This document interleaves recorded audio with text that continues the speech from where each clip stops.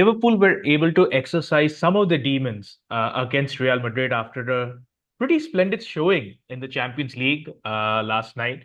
There were a few doubts about how Liverpool would do because, Real Madrid is a bit of a voodoo team for us, but an exceptional second half performance. I think we didn't give Real Madrid a chance at all in the game. There was maybe one or two minor chances, but uh, Real Madrid looked out of depth. Liverpool looked great. Arne Slot is doing exceptional stuff, and we've added another manager to the Arne Slot penitentiary. It's Carlo Ancelotti. I love that clip, man. I don't know if you've seen it or not, but it's like, No, no. oh, you haven't seen it. I'll share it with you. So it's Mm. basically there's this a small video clip of Kylian Mbappe doing a lot of skills and scoring goals, and the French commentator is going wild, and it's got this amazing music in the background. But they've actually superimposed Arne Slot over Mbappe. And it's like Arne Slot is doing all these moves and the stuff like this. And it started the start of the season, right? When we won our first game, and I think a Twitter handle posted it out that this manager was beaten by Arne Slot. So this manager is now part of the Arne Slot penitentiary. And every single manager has been part of it except Mikel Arteta because we drew with them, and Uh-huh. surprisingly, the Nottingham Forest manager. So because they're Yeah. the only team that beat us. No, So no, it's Espirito hilarious. Santo. Yeah, and it goes like it goes viral every time we beat a club. So yeah, but let's talk about the game. A couple of things we broke. One of the biggest voodoos was that we have beaten Madrid after 8 games. We lost, I think, six or seven of those. Six of those, yeah, because there were two Champions League final losses in that.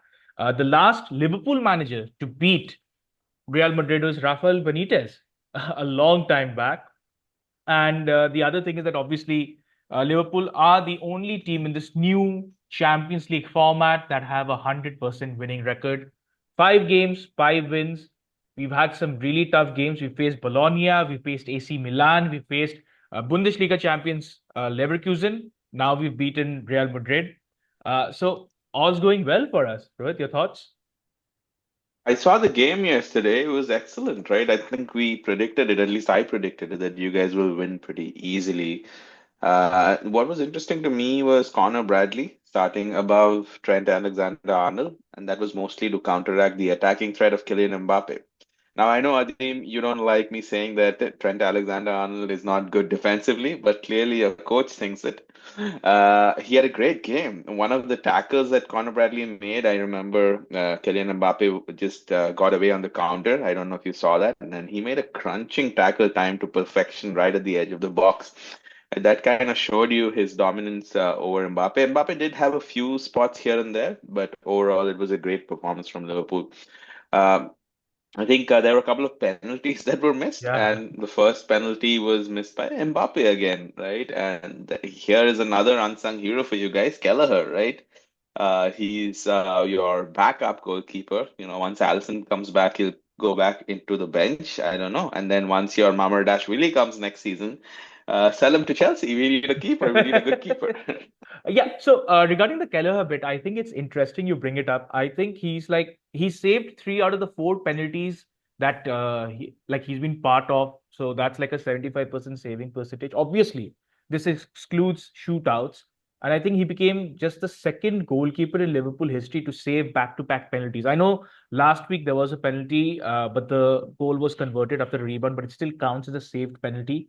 But your point about Kelleher being the deputy to Allison, I've read a lot of pieces, at least online, and a lot of people are saying that Allison has to fight for his place now because Keller has done such a good job, and maybe this is the time to give him a bit of a run. Maybe give Allison a bit of a break because he seems to be the goalkeeper that always injures his hamstring somehow or another. He does those crazy outside of the foot passes, and that more often than not gets him injured. Now, regarding Kelleher's future, I think he'll leave at the end of the season. I think he's too good to be a number two at any club. So yeah, Chelsea could be a club he goes to if you pay us the right money. I don't think we'll mind that. I don't think he'll mind going to Chelsea. But I also want to talk about Bradley. I think Trent wasn't fit to play Real Madrid.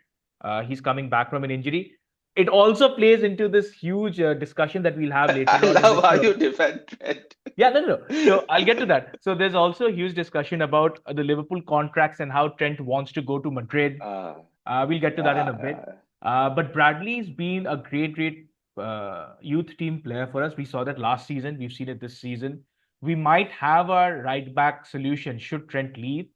That tackle on Mbappe really set the tone. Like he came running in full blooded, took him out.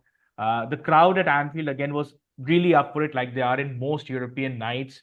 Regarding the two penalties, yeah, the first one obviously say the second one, Salah's was a miss rather than Mbappe's. Mbappe's was saved, but Salah missed it. I don't know why he tries to smack them in all the time.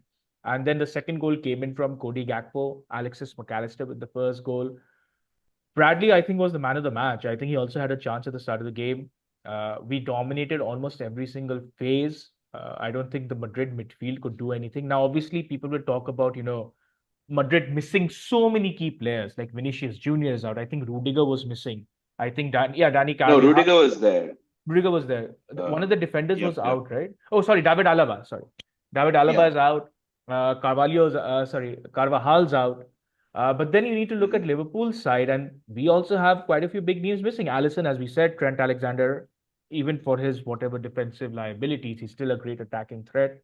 We don't have Diogo Jota, so even we've missed quite a few players.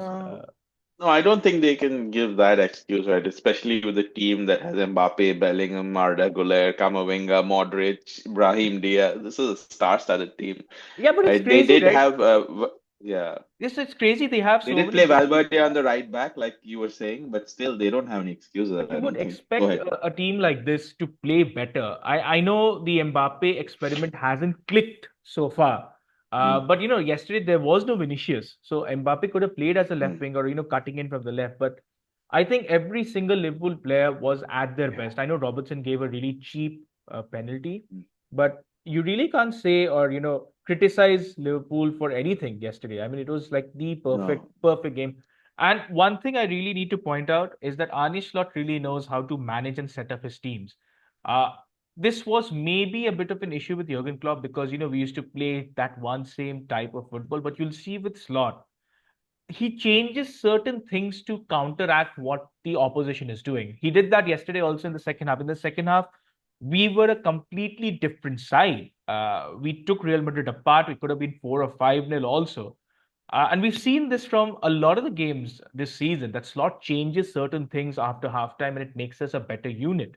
So, all in all, a brilliant, brilliant night at Anfield. And we'll also talk about the big match this week in Liverpool City. But first, I think we need to segue into the contract situation at Liverpool and mm, how nothing's really changed since the last time we spoke. We were saying that, maybe Salah is ready, maybe Van Dijk is ready. Trent's got his I think advertisement for things a have player. gotten worse, right, with Salah's interview. So I've seen Jamie Carragher come out and say that he shouldn't have done this, and it's making, I think, Liverpool look bad, or he wants the Salah fanboys to jump on the bandwagon. But what we need to understand here is that Salah is a generational player. Like when Salah retires, he will be spoken about in the same uh, league and same discussion as the likes of Steven Gerrard, Kenny Dalglish. Oh, absolutely. I'm talking about Liverpool point of view. Obviously, it could be even bigger because Absolutely. what you see is not just that he continues to perform. He's changed his playing style. He's got a great set of hair again, thanks to some Turkish wonder kids. I'm sure he's done something to that. Yeah, yeah. So I love I yeah, need me some. I'll need some in a few years too. But jokes apart, but Salah's still delivering the goods. It's not like his numbers have gone down. Right now, what I believe is his numbers are just as good, if not better, as his record-breaking season. And he just gets better. He's more creative. He's still just as dynamic. He made Furlan Mendy look like an absolute Sunday League footballer for that penalty. So Salah, I understand why he does this. So he did something similar the last time there was a contract extension needed. Also, his agent was coming out and saying stuff. Salah was saying stuff. It did work out in the end. I think he's just trying to put pressure on Liverpool. I think he wants this to get I done. think that's fair. He wants I to think that's stay. fair, right? How Yeah, much if more he does a wants to player stay need and to if he have? wants a certain salary, yeah, I totally agree with it. And we must understand that, okay, I understand that FSG has this weight structure and they don't want to break it, and Mm. Salah's on the wrong side of 30. But there are certain players that you need to reward for their loyalty, for their performances. Think of this as like his last big contract, right? If it is to be. Just give him what he deserves. He's deserved this and much more for all he's done for Liverpool. I mean, he could have gone to Real Madrid, Barcelona after a couple of seasons. We've seen a lot of players do that. Philippe Coutinho comes to mind. Luis Suarez comes to mind. It works for some, it doesn't work for others. But Salah is a legend at Liverpool, and I think FSG should give him what he wants. And I don't think he's asking for crazy money also. I think he knows that we work on certain constraints. I don't think he's going to ask for something that's ludicrous, like £1 million a week or something. I think that's So not. here's my question, right? Even if he is asking for quote unquote crazy money, I mean, he's not going to ask for £1 million a week. Even if he's asking for big chunk of change there. I think it makes sense because if Salah goes for free, you'll have to spend a fortune to replace him, right? So even financially, I think it makes sense to give him a contract that's relatively lucrative, and then maybe buy like a younger person who can train and who you can get up to speed to take over from Salah in 2 years or 3 years. I completely agree with you. Salah is such an entity in the football world that if you give him, let's say, for example, he wants a 3 year deal and it doesn't work out come the end of this year or the end of next year, you can still sell him for a huge amount because he's going to be a huge player in any of the Arab leagues, be it in the UAE, be it in Qatar, be it in Saudi Arabia. They will want him. Any club that has a link to, let's say, the Arab world, the Asian world, or maybe even Africa, they will want Salah because he will sell Mm. this thing. And he's, low maintenance. He doesn't get into any disputes. He doesn't get into any controversies. He just plays football and gets done with it. So Always that's one. available. Yeah, always available. He'll never get injured. The only problem is the trips to Africa for AFCON. I think that's the one worry because he misses a chunk of the season then. But that's the price you have to pay Yeah, for I such mean, players. I mean, you can't do you can't anything. help it. Yeah. The other interesting news that's come out is that, there have been rumors now saying that Virgil van Dijk is the one who has actually agreed a deal with Liverpool, and that should be announced fairly soon. Uh, I think that's fine. I think Virgil van Dijk obviously is another player that we need to keep. I think we were speaking last time also, and I thought that, Trent is the one that we might lose. And I think Mm. that's still a possibility. It's a little weird because we've seen Salah openly say that he wants to stay. We've seen Van Dijk hint at wanting to stay. Trent spoke about wanting to stay a long time back. But after that, it's been really quiet from his end. I know when it comes to negotiations, you don't openly say, oh, yeah, I've signed a deal. Or, Liverpool have sent me this much. I want this much. You don't want to give everything out in the public. But it seems to me, at least from what I've read, is that his head has been turned by Madrid. Obvious reasons Mm. are there, but I'm not so sure it makes sense for him to move to Madrid because what I checked out a few players, and Englishmen moving to Madrid hasn't always worked out. Jonathan Woodgate, if you remember, went from Leeds to Madrid. He was actually one of the best defenders, and it didn't work out for him due to injuries. The other person on the list is Michael Owen. If you remember, he made a hue and cry and joined Madrid, and he wanted to win stuff. That first season when he joined Madrid, we won the Champions League under Benitez. He didn't win anything. He came back to Newcastle, and then he spoke about joining. Sorry, he went to Man United, and he lost all his credibility. And he's the one who's saying that if Trent wants to go to Madrid, I have the number. Like, you want to be a verse or a pantomime villain or something for us. So I think I he don't. already is. I think that's what he's playing into. Is like I want to be a bigger villain. It makes no And sense. the interesting thing about this narrative is Jude Bellingham is doing well though there. Yeah, so to talk about that point, right, of Englishmen not being able to do well at Real Madrid, there's one Englishman who is doing well right now there, Jude Bellingham. And the funny story that I saw about that is a couple of years ago, Trent Alexander-Arnold was trying to convince Bellingham to come to Liverpool, and now the script might have been reversed. Right now, Bellingham might be kind of speaking into Trent Alexander-Arnold's ears to tell him to come to Real Madrid. And it's kind of funny, this game, Real Madrid did not have an out and out right back, and Trent was on the bench for Liverpool. So I guess it fits perfectly in a way. Yeah, so Carvajal obviously is not going to play forever, and I think Ancelotti or whoever the next manager would be can't keep putting Camavinga or somebody else as the right back. So it makes sense for them because they are known for grabbing any big player that's out there. They quoted Mbappe for so long. He came on a free, though there was a ludicrous signing on fee. I'm 100% sure. I think something similar will happen with Trent. Ideally, we should, if that's the situation, we should sell him in January and make some money out of it. Mm. But will Liverpool do that? But can they also afford to lose one of the best talents out there on a free? So it's like a catch-22 situation for us. I don't think we're going to win any this at all. I highly doubt Alexander-Arnold signs. The only thing is that we've seen a lot of big name players make that move, and at Real Madrid he would be just another player, like a big name in a big club. Whereas at Liverpool he can make something great. Like he could be part of history. He could be our captain for years, maybe even a decade if he Mm. plays, and he's fit and all. So that's something he has to think about. Obviously, he has won everything he can at Liverpool. Maybe he thinks he needs a new challenge. He's been here from the academy system. He's been through the Klopp era, Slot first year. Maybe, and also the thing is that, in the Premier League or with English clubs, there's never been a domination of Europe by an English club.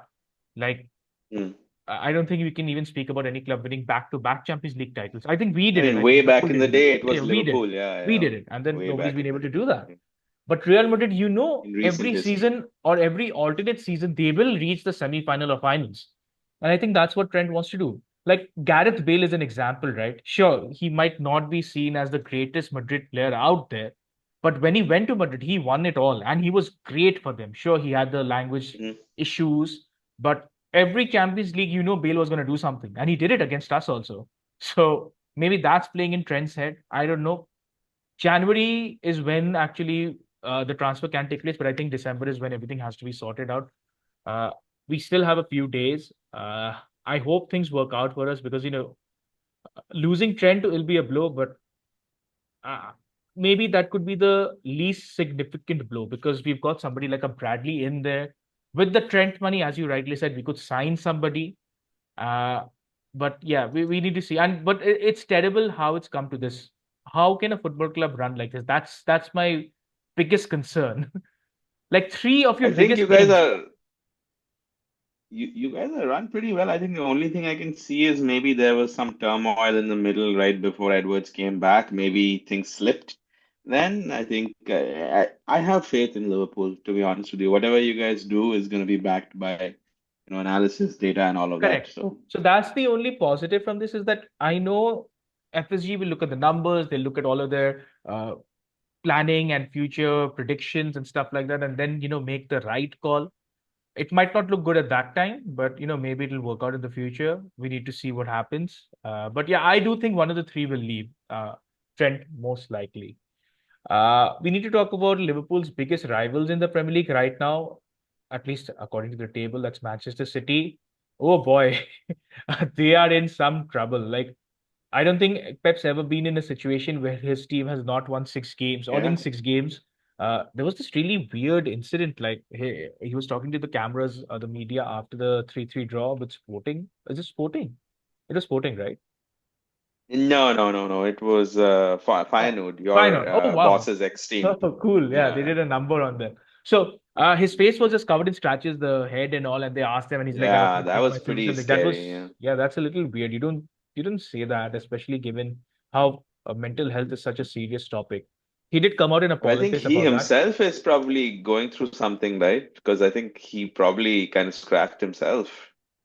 Ah, Like, yeah, but you don't say that. I mean, no, no, all no. I mean, like, I'm sure I agree you don't say that, but the fact is he himself is kind of going through it. So I mean that probably is his way of coping, right? If somebody's scratching up their face, right?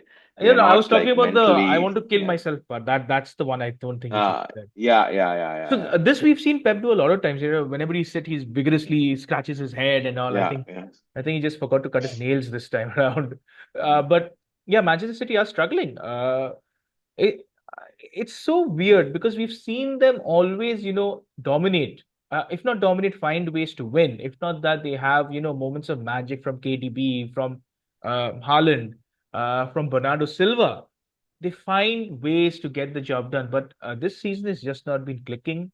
We spoke about this a long time back. They were lucky to pick up a few wins like the Fulham game, where they should have lost.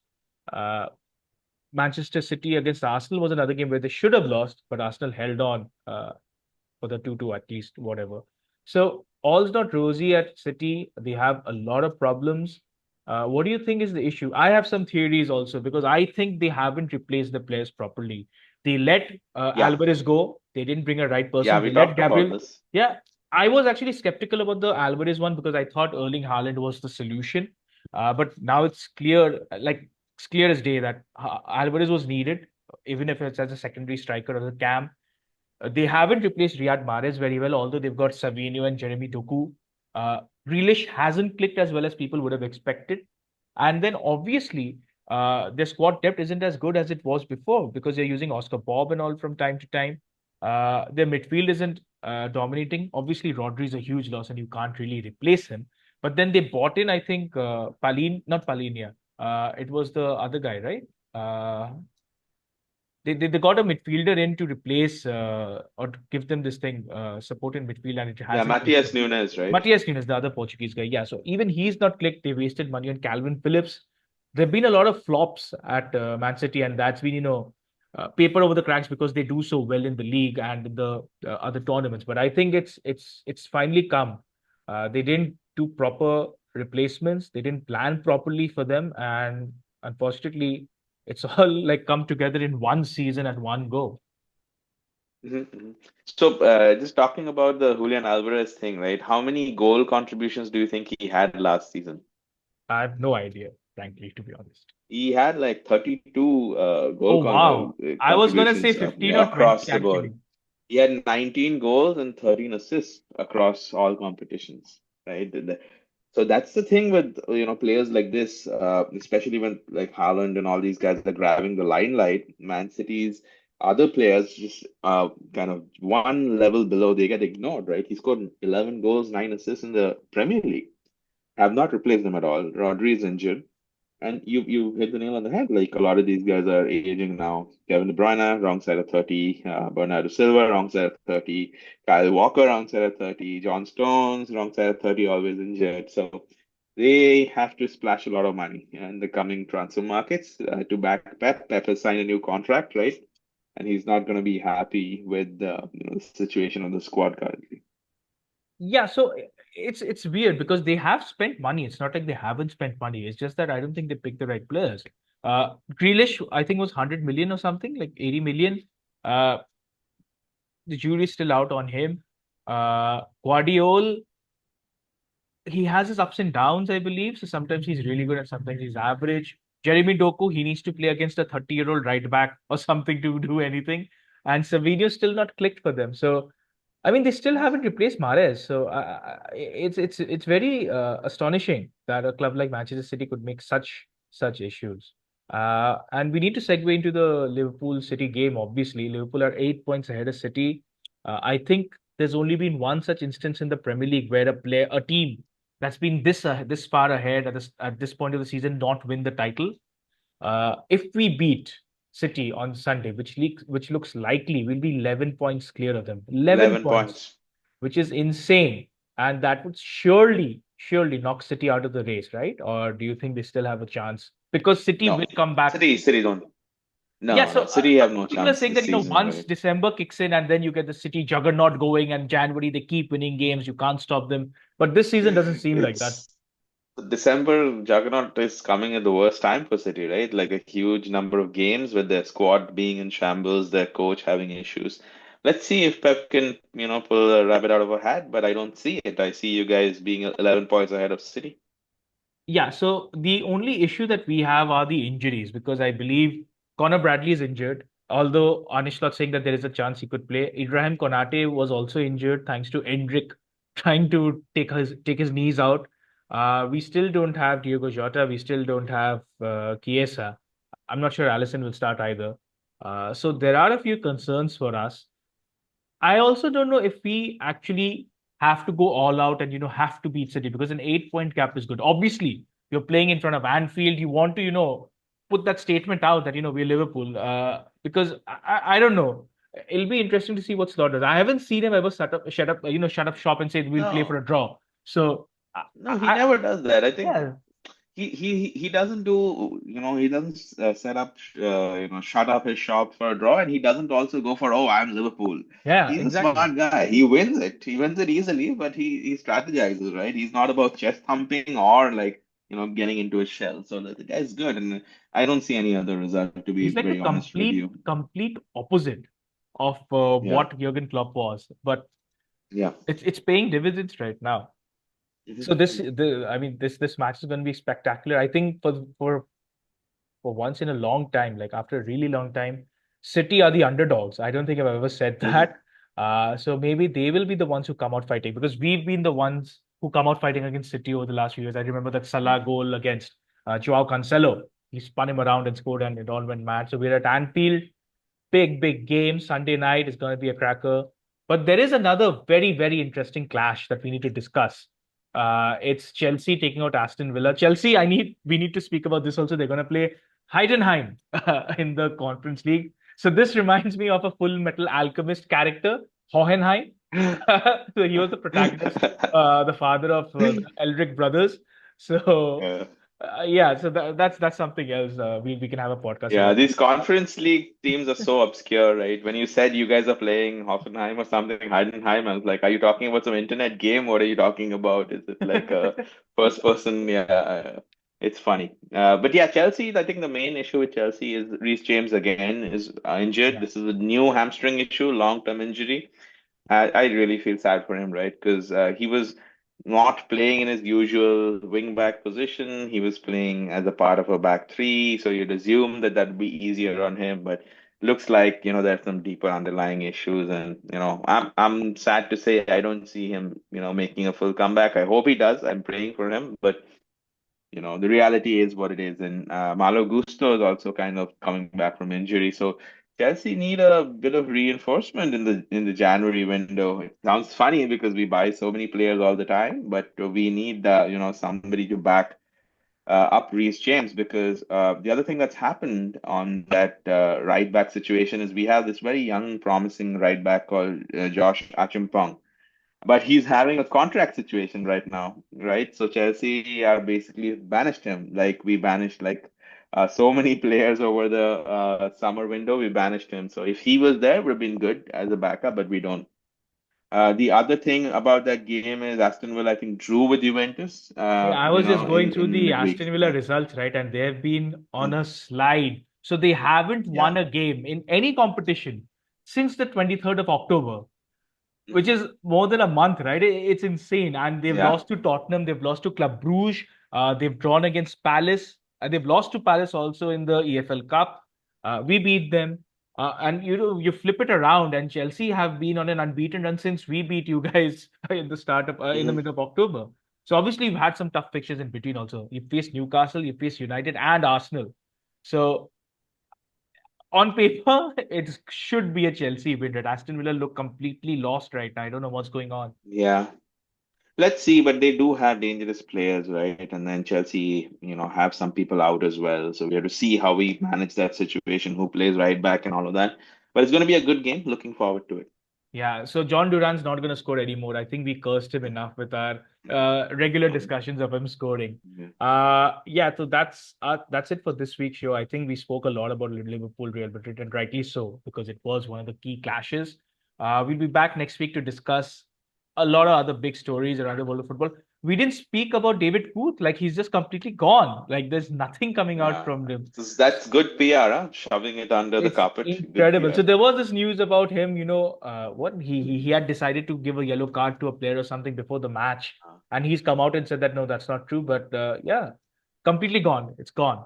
But yeah, I'm sure something else will come up. Until then, take care. We'll catch you in the next episode, and bye bye.